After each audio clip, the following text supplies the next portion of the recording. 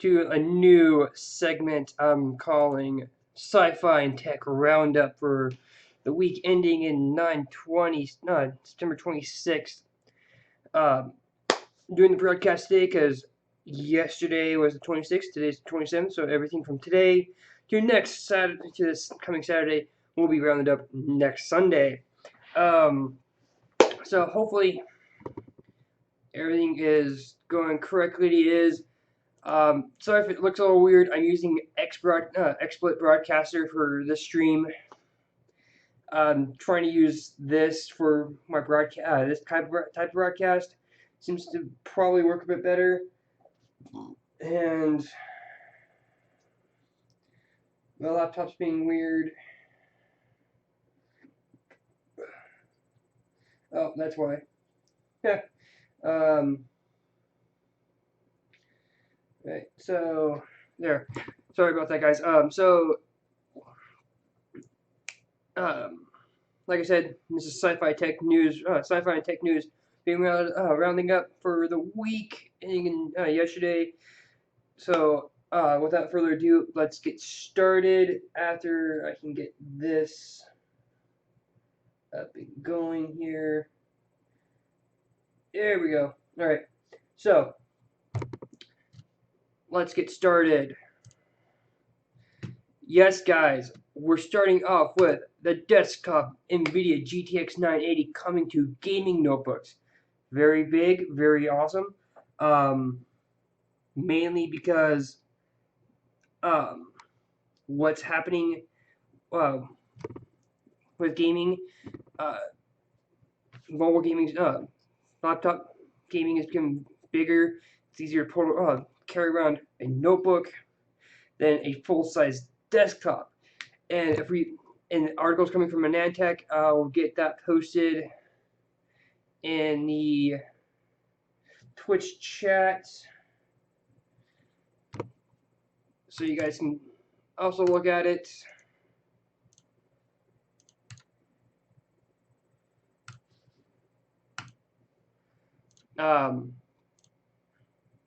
So yeah, GTX 980 is a full-size 980 coming into the notebooks. And last year, I think it wasn't. Yeah, it was last year when NVIDIA launched the 980 mobile series, 980M. They said, like on this graph, it's coming close to being almost the same. But now that they've been able to put the 980 into to a notebook, we're there, guys. We're right there. I'm thinking, next generation, we're going to see both desktop GPUs in both the notebooks and the desktop sectors. That's going to be huge, huge, guys, because this is, be able to have that amount of power just in a notebook, running 1080p or like 1440p or whatever manufacturers decide to have as a screen resolution. That's going to be big because, for someone like me, if I were to get one, if I could afford it, if I could afford it and get one, it allowed me to do mobile broadcasts. It would allow me to do mobile gaming. Allow me to do video editing if I needed to. It's huge. This is huge because we're no longer going to distinguish between the mobile GeForce cards and the desktop GeForce cards. I think the next step for NVIDIA would be putting a Titan X or a 980 Ti into a notebook. That'd be the most next gen thing. Will they do it this generation? I don't really think so. Will they do it next generation with the 1000 series cards, the next Titan series, the next Titan card? More likely, I think they will. It will have to be really powerful, and really it'd be great for me because put a Titan series GPU into a notebook, I'm sold. You know, I'll be saving my money up, getting that, having that amount of power in there. Awesome, I love it. And the really big thing that comes out of this is overclocking. Being able to overclock that GPU. That is freaking huge because you know, people who love game love to overclock their stuff too. You know, where does it say here? There's a thing about law designs up to OEMs, but they did say, you know, fan control notebook OC tool. Hey, that's great, guys. You know, be able to let us tweak the GPU, overclock ourselves. That's awesome. But the main problem is you're still in a notebook. Yes, it's going to probably be a beefy cooling solution, especially if you scroll down here to look at some of the notebooks like the MSI GT72 G-Sync, which, by the way, if MSI is watching, if they're tuning in, watching, guys, I have an MSI MSI R9 280X, my system. You know, I love it. It's awesome. It's freaking great. You know, if you guys from MSI are like watching, I love it, and I want to support you guys some more. So, you know, if you send me a review sample of the GT72 G-Sync with 980 in it, I might be inclined to do it. So, yeah. You know, that'd be, like I said, guys, that's awesome. Then, we're also seeing MSI's mechanical keyboard notebook, the MSI GT80, possibly even getting a GTX 980. That's awesome. Then here's got Asus GX 700 VO with liquid cooling dock. Beefy as hell. Good. That's great. That's awesome. Like I said, you know, fan controls and overclocking. That's definitely needed for something like this. A desktop GPU and something compact like a notebook, you need heavy duty cooling. Being able to have a liquid cooling dock, I don't know how it will work, but I'd love to see how it would actually work in real life. Without like having a promo video or anything. Have my hands on it, see how it works. Aorus from Gigabyte is doing their G-Sync 980 model. Clevo, just about looking some of like just this alone looks like it's gonna be fairly thick. Good cooling this way. Same thing with our other one. Like I said, guys, if you're OCing, even just like not running at OC, you probably need a beefy cooling solution, and that's why I think this is great that we're seeing some of the products already, like MSI, Asus, Gigabyte Aorus, Clevo, already having these products there, and like going, yeah, we have it. We have a cooling solution. And I think I heard a rumor, can't remember from where, it might have come from Luc Lafreniere of Linus Media Group when he was down in LA, that we might be also get the, it says right here in the article, this may be combined with Intel's latest K-series mobile parts too, which also overclocking enthusiast market just to got a major kick in the backside. So, guys, huge cooling on the notebooks, as we can see from this MSI GT72 G-Sync. Unlocked processors and mobile desktop GPUs. In the notebook, why do I need a desktop anymore? Well, you need a desktop because there's some things laptops won't be able to do. Still, desktop offers a way to cool your products away from keyboards and mice, so you don't have to have something that's really hot on your wrists or hands or whatever. So yeah, I'm super excited about that. So on to the next topic, which is slightly more depressing and a little bit more political, but still worth mentioning. Jeb Bush. I don't know if he's trying to commit political suicide at the moment or what, because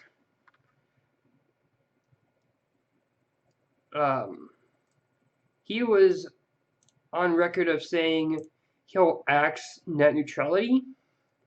It doesn't, I don't think it says it in this article,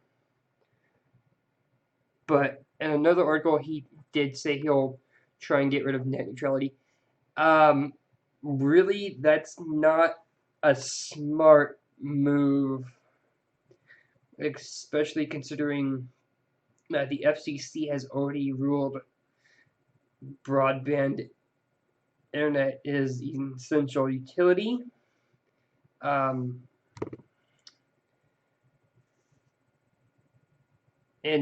the White House under Obama administration has said treat broadband as a utility.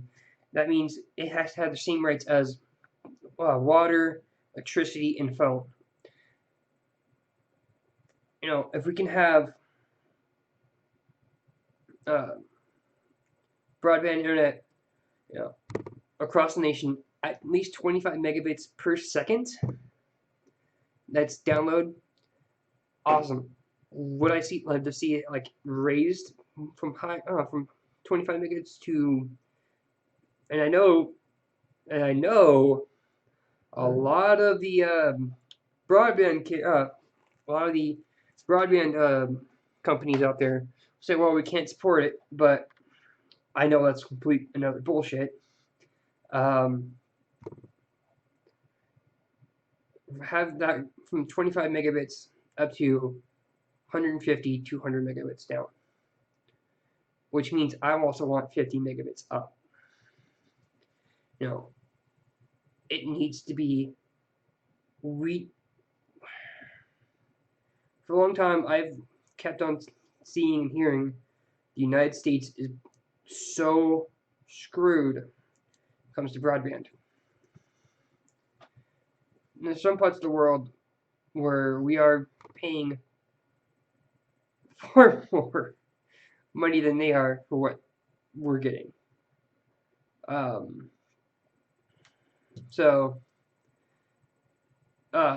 Back to the article, broadband service has steadily shifted from optional and mini to core utility, which is true. A lot of stuff has to be done online now, or can be done online. Renewing of driver's license in the state of Washington, it can be done online, but you have to be 24 years of age or older to get that done. I've been able to get my new food handler's permit, food handler's cards every year online. There's some educational videos I have to watch online. There's, I have stuff I have to watch online, stuff I have to upload to internet. There's stuff like this. It's not just a core utility anymore to me. It's a way of life utility. Much like how phones are anymore. In my dorm room right now, I have a phone jack. Do I use it? No. Do I pay for it? No. Why? Because the school pays for it out of tuition money I give them. It's a core utility. Why do I have to pay for it? But you have to do, like, if you own your own private residence, you do have to pay for phone line if you have one in the house. That's just how that is. Same thing with internet. You shouldn't be getting shafted on like what you're paying for what you're getting. You know, I remember 5, maybe 10 years ago, getting 25 megabits down would have cost $150. If we can now shift it so 25 megabits is the basic, which means 40, $50 a month, hey, great. Lower all their other prices. If we can shift it so gigabit is now the standard, great. Make that 30, 45, 30 to $50 a month. I'll pay that.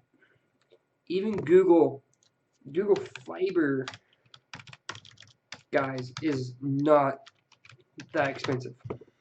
Here, cities and plans.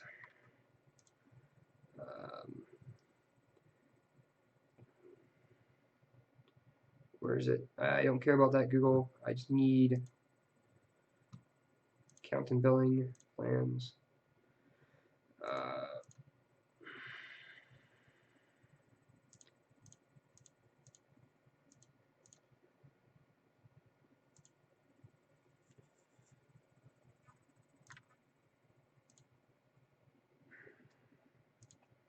Service plans and pricing for well, okay, let's see the first city. It came out, basic internet. Basic. You only pay a $300 construction fee, and that's the basic internet. Gigabit internet, $70 a month, 300 construction fee waived. You're getting a gigabit a month, gigabit of internet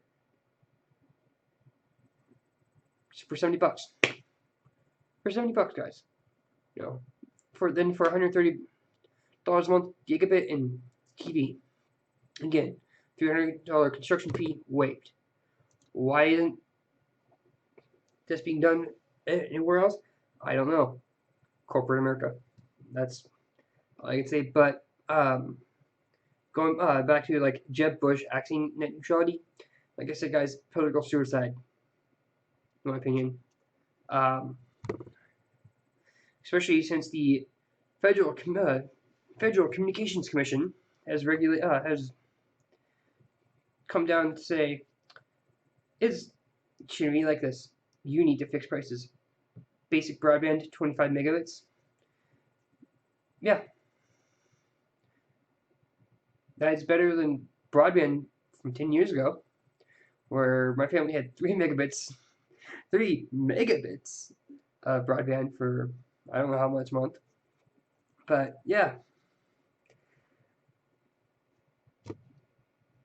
But net neutrality, saying, oh yeah, these companies need to pay the internet service providers, like Netflix needs to pay, Hulu needs to pay, HBO needs to be paying for their streaming service, HBO Go, to ISPs. No, that's not kosher. If they're doing that, they might be spending more than what they're making.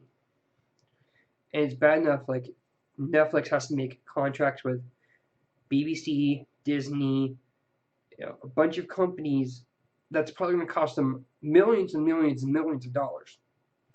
That they're counting, like they're already accounting for from like month to month of subscribers worldwide. For them to have to go pay like probably more than they're making to a bunch of internet service providers, not right. But then down here at the end, we're still stuck at 10. Come back to the article. We're stuck at 10 megabits per second, 1 megabit up. Really, that needs to be changed too. But for now, it's better than it was. Hopefully, next 5 years, we're going to see more leaning to regulation. Sorry, guys. Text from my mother. Um, Hopefully, we can get this shifted to more a structured how it needs to be. Really, I'd love to see, like I said, guys, gigabit internet be considered broadband as like the lowest point broadband, so we don't have to pay like a lot of money for it, like how Google's doing it. I love how Google's doing it. I'm hoping that other companies will see light at the end of the tunnel, like see what they're doing wrong, and move away from what they're doing. Um, so yeah. All right. Enough of this depressing topic. On to an awesome thing I stumbled upon while on Reddit. Tiny motors could suck out carbon dioxide from the ocean. So apparently this is now going to hopefully be a thing, which is awesome. So um,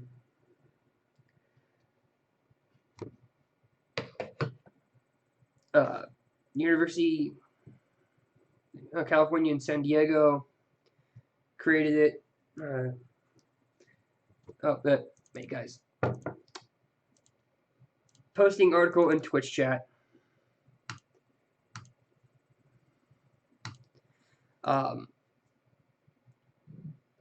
So they created tiny new motors that can rid the sea of carbon dioxide pollution. Great, we're going to lower the acidity of the ocean, which will be great for the life of the ocean again. We'll hopefully start seeing coral reefs come back stronger than ever because that's been affecting them. Sorry, guys. Yeah, take us up with something. Like it says in the article, in the future we could potentially use these micro motors as part of water treatment systems, like a water decarbonation plant. And hopefully, if we can also use it, like find a way to use them to desalinize ocean water in a more efficient manner, that could help drought problems as well. That way, we can take what we need from the ocean in drought situations and not have a huge drought problem like we are here in the western United States. So yeah, right now it's just proof of concept. They're still experimenting. So far, they got 88% of the carbon dioxide removed. Now, even talks about. I just saw it for a second here.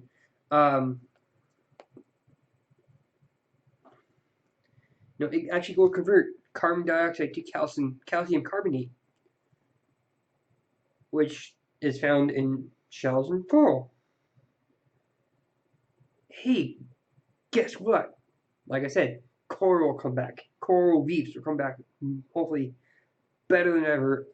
Oh, that's one thing we've been, reading into stuff like global climate change and whatnot. There's been shift in coral reefs to almost nothing.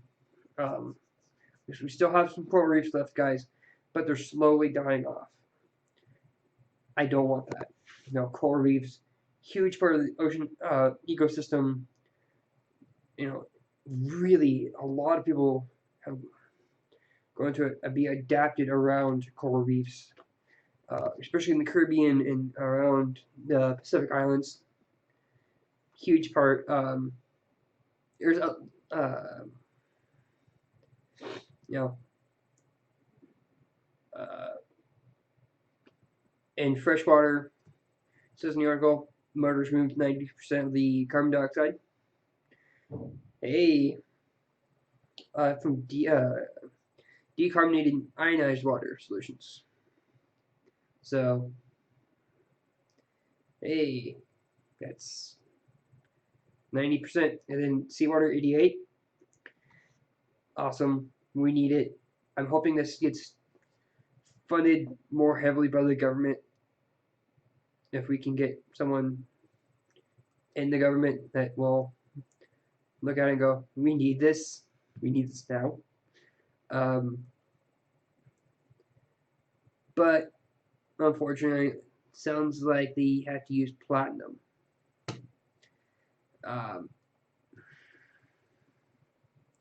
Or another solution requires platinum, which is expensive.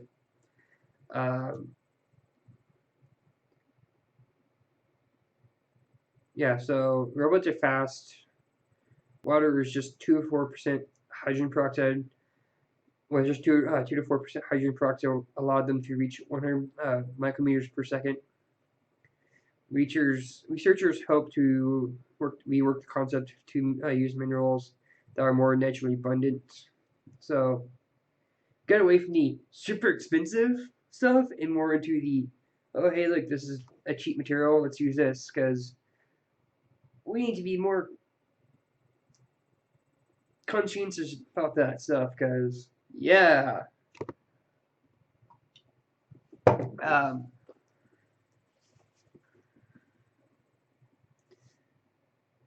And hopefully the micromotors, like one of the researchers said, if they can use it as the environment as fuel, so like break down some like water molecules, whatever, to fuel source to help them move about. Hey, that's awesome. This is something that's really huge. I'm going to try and keep on top of this one because it seems very interesting. I'd love to finally see the end of it, or like get to the point where it's like, hey, it's finally in motion, it's finally going. It's awesome. All right, so on to the next topic. Biomarker for autism may aid diagnostics. So a little background on this one, guys. I don't have autism myself, but I knew someone who did from elementary school to high school. And I'm home. I see him around sometimes. I don't interact with him as much. But it he was a very high functioning autistic person, which is good for him. He could be just fine by himself if he had to be by himself. But and then as someone who's going into teaching and possibly having to deal with autistic people from the very high end, the high functioning spectrum to the possibly low functioning spectrum. More stuff I can learn about, like what's going on with autism, the better for me. When I saw biomarker for autism found, hey, that's awesome, because that way we can go, okay, so this kid's gonna have autism. Here's possibly what it is gonna be. So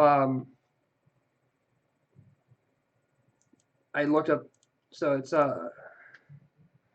if I remember correctly, it's a transport protein defect that was spotted to be the genetic marker. I think they're saying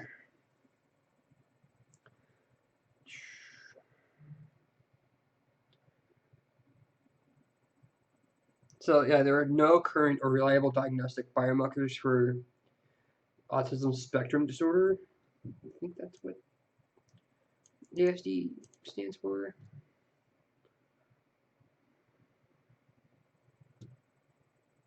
Yeah, that's autism spectrum disorder. So so being able to have a better and more reliable diagnostic tool would be great.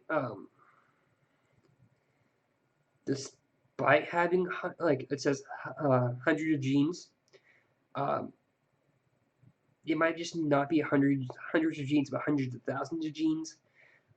Remember, guys, basic biology.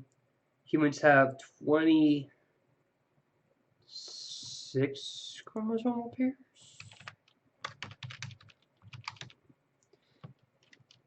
Uh, Guys, it's been a while. 23. We have 23 chromosomal pairs. So 26 chromosomes. So each one pairs up, and each one may contain hundreds upon thousands upon millions of genes that activate randomly per person. So being able to like have a reliable biomarker. So say I go get my blood drawn and have a biomarker like search done for, is there any chance of my family having any descendants of me having autism? That'd be great. No, because that way we can prepare every generation. Go, hey, you might get a child with autism, just so you know. Um, there's always that chance. Uh, like in the article says, it says 2%, very minimal, but there's other factors that go into people coming down with autism besides genetics, environmental, and whatnot.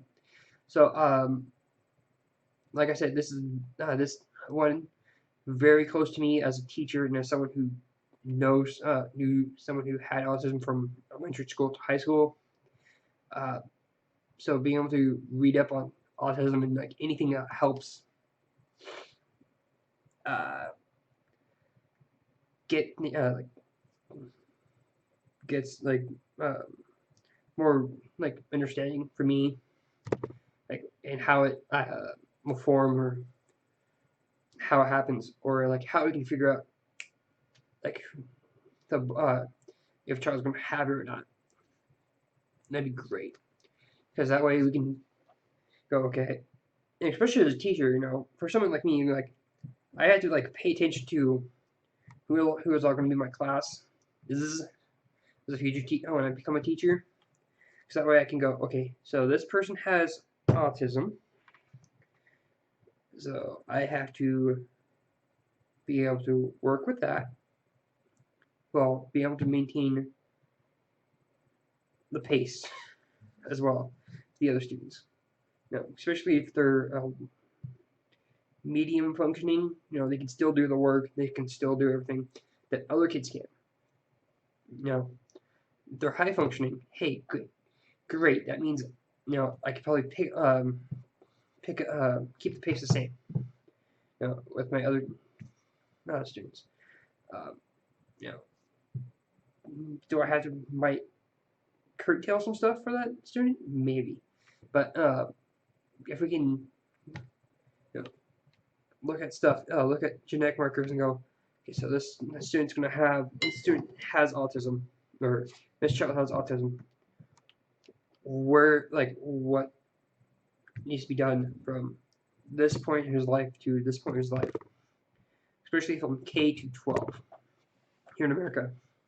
That way, because teachers, we don't work just by ourselves. We have to work as a team from, elementary teachers have to work as a team with certain students. The kindergarten teacher had that student as a kindergartner.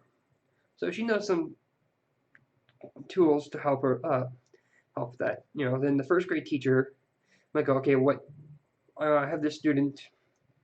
Okay, so Johnny. Let's call this student Johnny. So I have a little Johnny in my class, and he was in yours. what'd you do? Well, I did this, this, and this.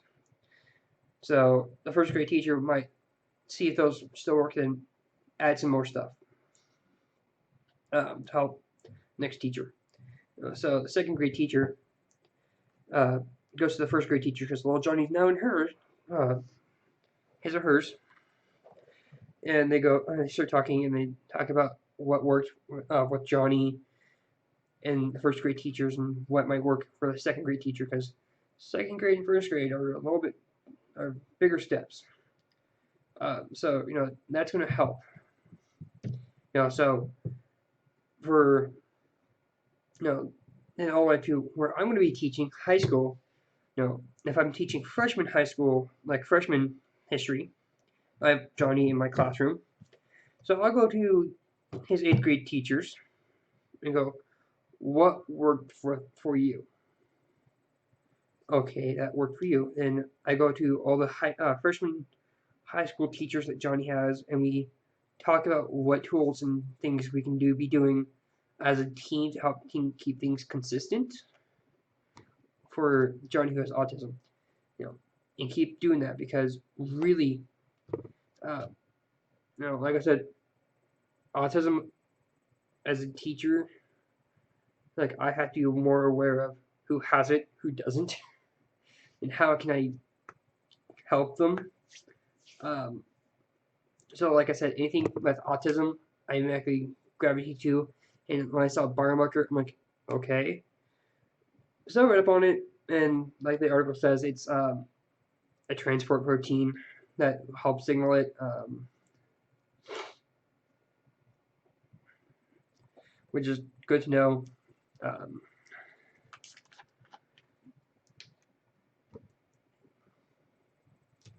So yeah. All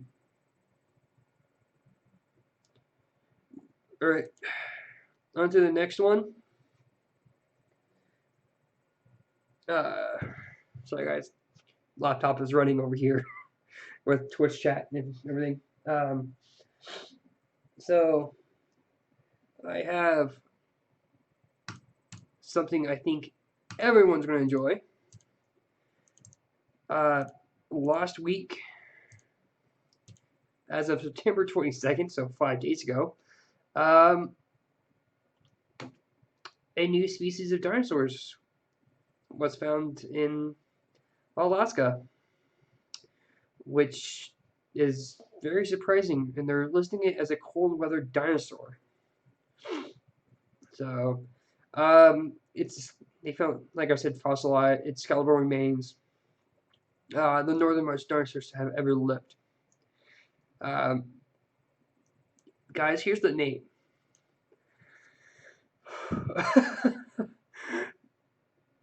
Ergrunak alak Kupakaknesis. Yeah, try saying that 10 times fast. Which translates roughly to ancient grazer of the Colville River. I think the best nickname for this I saw was a moose, like it was the moose dinosaur. I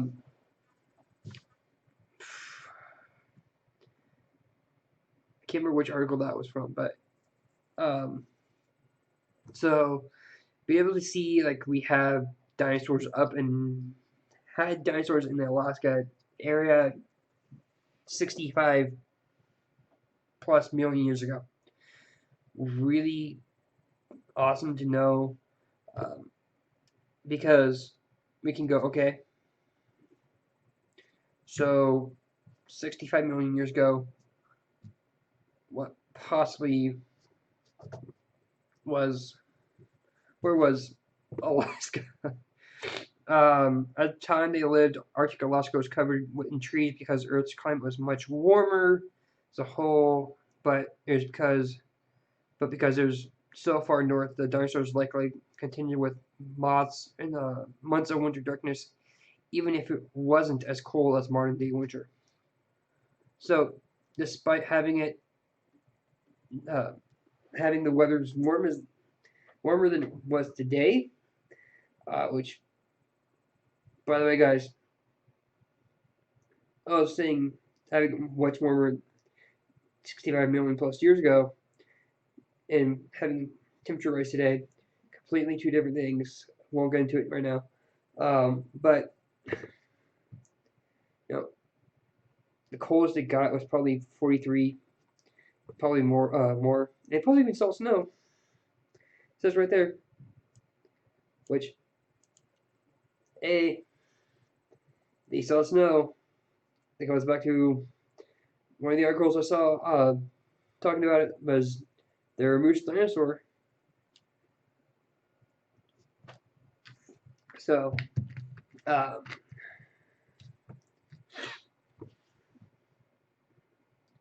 yeah, this is very interesting because 9,000 bones from various animals part of the excavation site was found back in the 1980s. And we're just now getting a new dinosaur.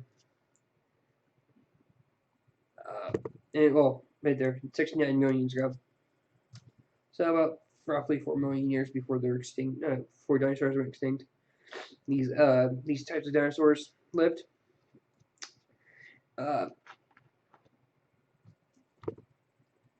Which is interesting because if we can, I really love to know more about these types of dinosaurs. Well,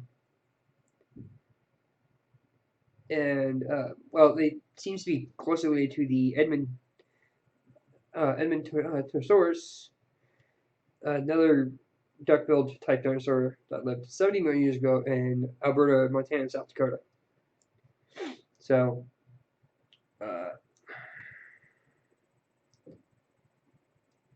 this is interesting because where I live, well, technically, there wouldn't be any dinosaurs around my area because Washington, Oregon, and part of California smashed into the North American continent. So we were islands before we hit the North American continent. So there wouldn't be any dinosaur means where I am, but it'd be interesting to see if there'd be dinosaur remains in like parts of British Columbia up through the Yukon into Alaska of the steam dinosaur. Even if it like stretched all the way to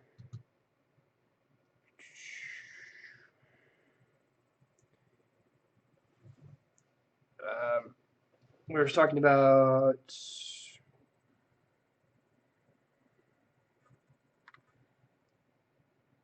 here.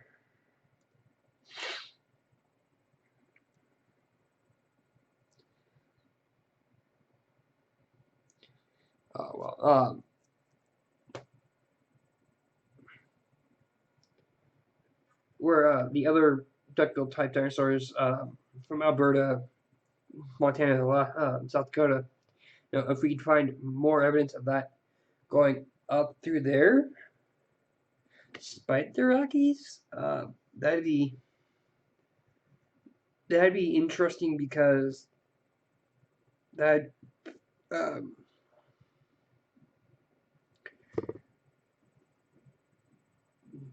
that'd put more evidence of when the Rockies were younger. They probably weren't as big, and so dinosaurs could have passed through. So, hey, that's awesome.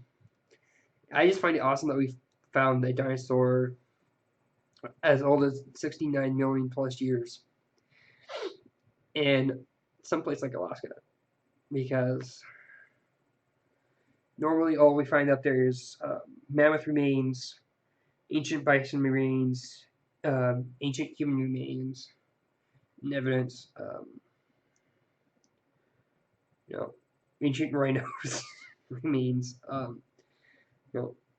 Ice Age type animals up in Alaska, but to find an actual dinosaur that was fossilized and everything, That's huge. That's just huge to me.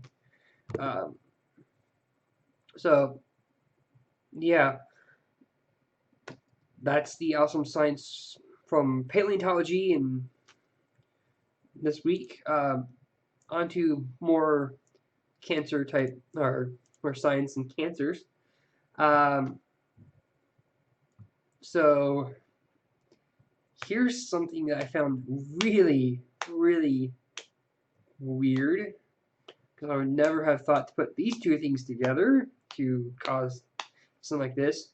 But antidepressants and blood thinners cause brain cancer cells to eat themselves, cause brain cancer cells to start cannibalizing themselves in mice. That's huge. So, oh, wait.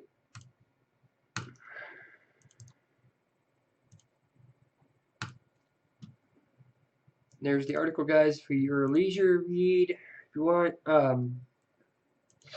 I almost probably forgot. Oh, yeah, forgot something, but I'll come back to it toward after this. Uh, yeah, so the two drugs. So scientists have been exploring connection between tricyclic antidepressants and brain cancer since early 2000s.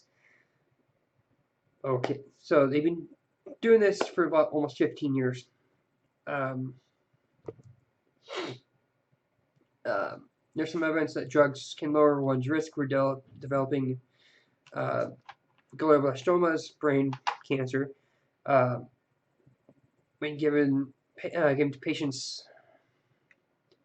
after diagnosis in small clinical trial. Antidepressants showed almost no effect as a treatment. So in mice, they decided to try a combination of things, as normal science, as good scientists would do. They kept one variable the same, which is antidepressants. They went through drug to drug to drug. They hit blood thinners, anticoagulants, um, and which is huge because that says autophagy, which is, if I remember correctly, in the human biology course I took a while back, autophagy is the normal physiological process in the body that deals with destruction of cells. So, blood thinners cause that. Combine that with the antidepressants, which have been shown to lower brain cancer. That's a good way to help get rid of brain cancer. Uh, and the interesting part of it in this, mouse lifespan doubled with the drug combination therapy, while the other drug alone had no effect. So both have to be in this system. Both have to be taken together. Alone, they cannot.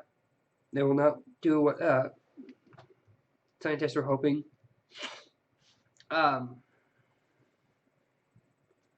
So the mice received combination therapy of 5 days a week, with 10 to 15-minute intervals between drugs. Antidepressant orally, blood thinner was injected as usual.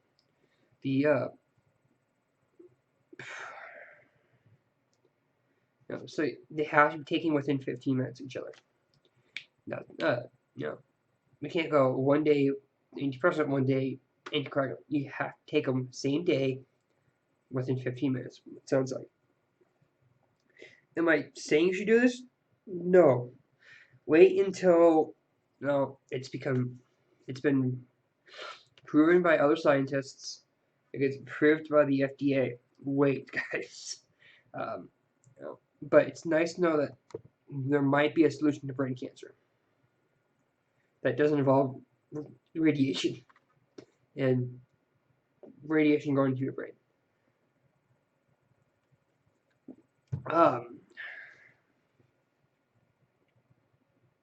So yeah, as you can see in the petri dishes here, 9 cultures. I'm guessing this is what this is it. See 6 well culture dish determined by crystal violet staining for live cells. The cells were treated 3 days with a TSA, the antidepressant, anticoagulant. Or a combination of the two at 2 different concentrations. Purple reflects millions of live cancer cells in a well, whereas the clearing of lack of purple cells is indicative to impaired or proliferation of survival cell death of glioblastoma cells. So, as you can see, it has a huge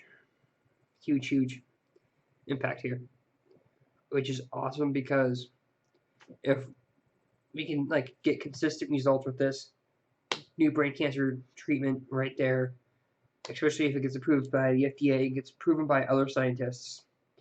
And if we can get, like I said, if we can get consistent results, like 90% or higher, I would consider consistent. Now, for something like this, I don't. I'll dip down to like 85% low end, but really for something like this, I'd like to see 95% or higher, or 90% or higher for consistent. Really consistent would be 95% or higher in multiple trials.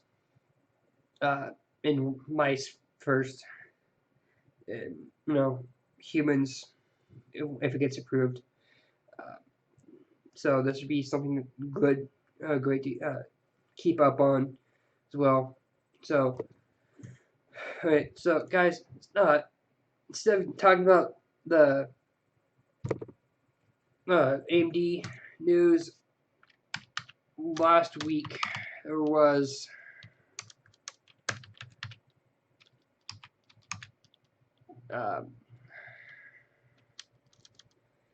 a big problem with a site that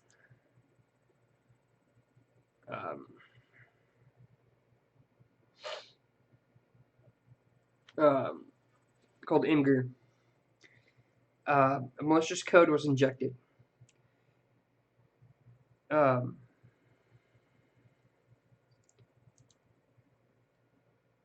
It seemed when I read up on it the other day, it was taken care of by the Imgur team, which is great because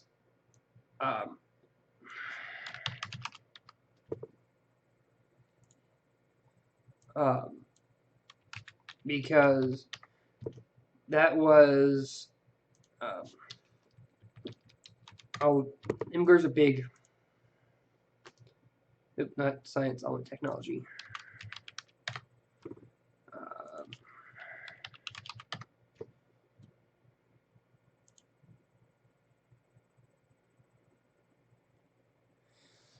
Big problem because Imgur's a big, like I said, huge image sharing site. People post screen caps, photos they find, anything. So 6 days ago, so it was last Monday, they took care of it almost immediately. Imgur has taken care of it. Like this, like the this says they found the vulnerability. The vulnerability was found. Martinez analysis appears to exploit targeting specific users of 4chan and 8chan via images shared to specific subreddit on Reddit.com. Reddit using Imgur's image hosting and sharing tools. So the affected images were not published to galleries on Imgur.com. In short, someone managed to upload a HTML file with malicious JavaScript inside of it targeting 8chan. I don't use 8chan or 4chan. But those who do, or like Reddit through Reddit on 4chan through our 4chan or our 8chan, it really, really made them worry because they didn't know. They didn't know which images were being infected, which didn't. So that really slowed down traffic for them. Really slowed down everything. And really, it just goes to show, guys, we have to be more like everyone needs to be careful. Imgur team, as soon as it was pointed out, they fixed it. They need to they're really serious about it. Reddit's really serious about stuff like this. Facebook is too. Big companies like this are usually serious about protecting their users from malicious-ware like this. So that's a huge thing.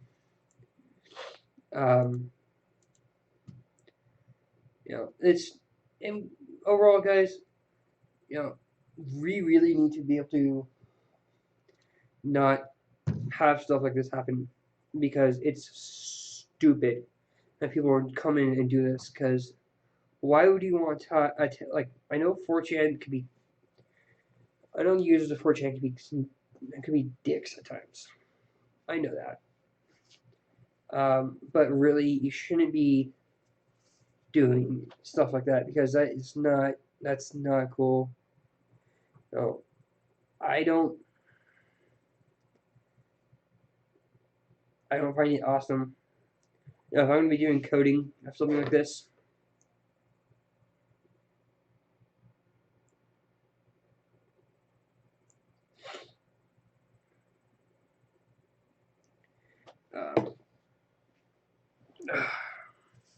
if I were to do coding,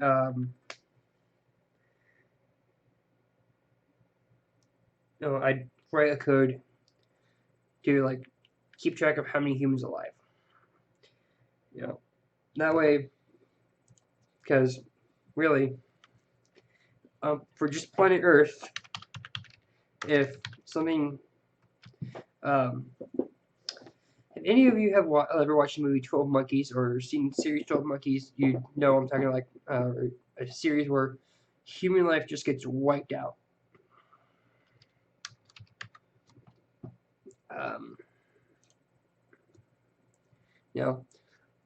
On Wikipedia, we're at least concerned because of how numerous we are.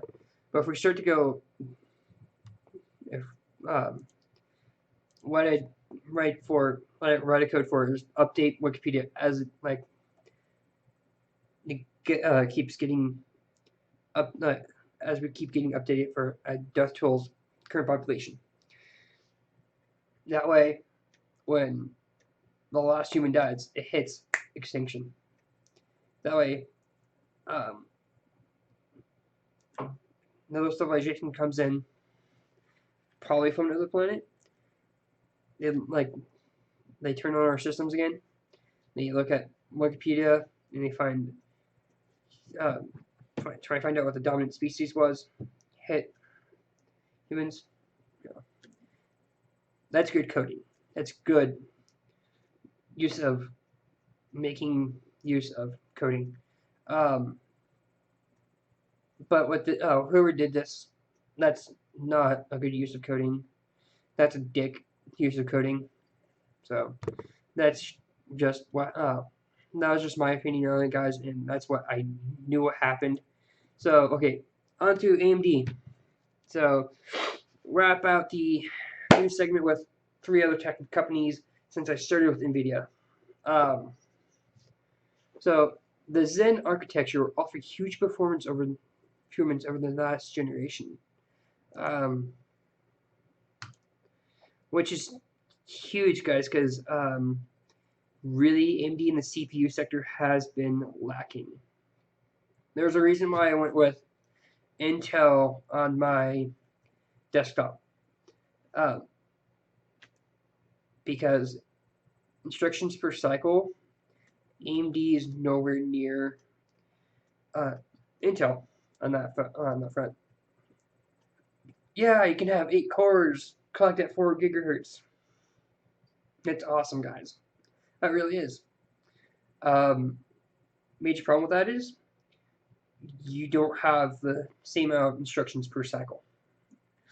Your instructions per cycle is what helps dictate how everything runs in the game, or how 3D simulations are done, how things are rendered. Really, I'm going to keep an eye on AMD's uh, guarantees these AMD on the guarantees of huge improvements. You know, so hopefully they pull back from the like multi-core, like more than 4 cores, for and concentrate back to quad core or 6 hexacore. And you can do octa-core, but make sure at least uh, your clock speeds are, I don't care about clock speed as much. What I care about is instructions per cycle, because that's what helps me do streaming, helps me do um, gaming, allows me to do everything. Clock speed, yes, it helps, but instructions per cycle is where it counts, guys. Um, so that's just a quick little topic there, because I'm winding this down. Then Intel announces a new PCIe SSD. I've got to post that last article for you guys. History, recent tabs, copy. So there's that last article, guys. Then here is the Intel article. So Intel announces a new SSD for the PCIe slot. It's their consumer, not consumer, enterprise grade, but it sounds like the article here, because you can go up to 4 terabytes and really awesome reading rights here. If it was actually affordable to me, you can bet your asses I'd be going for that 4 terabytes one right there. Mainly because that way I could put something like GTA 5 on it and not have to wait for it to like be read from my hard disk drive. So yeah, but also they also have 2 new NVMe drives. They're P3700 1.6 terabytes, and their P36 1.6 terabyte. The 3700 offers 2800 sequential read, while the 3600 offers 2600. But like I said, guys, if I could actually afford it, I go 4 terabyte P3608 at 5,000 read and 3,000 write. So yeah, guys. All right. So thank you guys for tuning in. That's the last article. Last story of the week. So hope you guys have had a great week. This last week. Hope you guys have a great week this week, and tune in next week at 8:30 for this show, and then hopefully this Friday before I go to work, I'll be doing another show for entertainments. Entertainment. I'll be rounding up Heroes Reborn for one. 2, I'll be doing. Let's see, I have my show notes for that somewhere. here. Here. So I'll be doing Agents of Agents of Shield season 3 premiere, which starts Tuesday. I'm super excited for that. They'll be going over shows that will also be returning this year and yet to premiere, which are Arrow season 4, Flash season 2, Supernatural season 11, The Walking Dead season 6, which I am so far behind on The Walking Dead, guys. It's not even funny. But yeah, I'll be talking about those shows. Walking Dead season 6. I'll be talking about the latest casting for a new villain, which I looked at like cast member's photo and like just a stock photo. Oh, I think it was just a stock photo. And go, yeah, he is definitely a villain material for the show. Like I said, guys, Tuesday, this Friday, October 2nd, I'll be going over shows and entertainment stuff, and possibly some movies. I don't know. But yeah, I'll be going over some of that stuff. So hopefully you guys will tune in for that as well. Like I said, 8:30. 8:30 is usually my like good start time anymore. So hopefully you guys will tune in for that. Thank you guys for tuning in tonight. I've had a blast. I gotta go do homework and get some sleep. All right. See you guys later.